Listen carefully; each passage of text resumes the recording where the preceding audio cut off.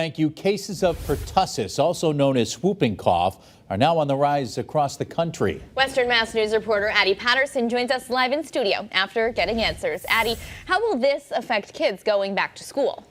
Chris and Abby, according to the Centers for Disease Control and Prevention, reported cases of pertussis are rising within the United States.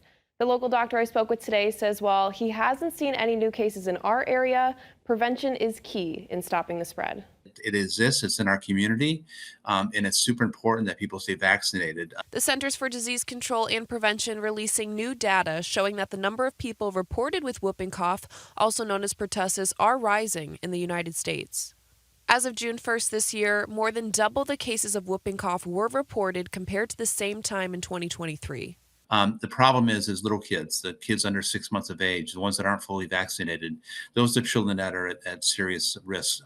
If they contract whooping cough, it can be life-threatening. Western Mass News caught up with local Dr. John Kelly, pediatrician at Redwood Pediatrics in East Longmeadow. He tells us pertussis can be easily transmitted, which is why getting vaccinated is extremely important, especially as kids start heading back to school. The best we can do is to make sure your vaccines are up to date, get those vaccines. If you're sick, stay home. Other normal precautions, good hand washing, etc. And not only are pertussis cases a concern for parents, but regions across the country are also seeing a rise in COVID-19 cases. Dr. Kelly tells Western Mass News while COVID cases seem to be mild right now, that number is expected to pick up as we enter into the school year.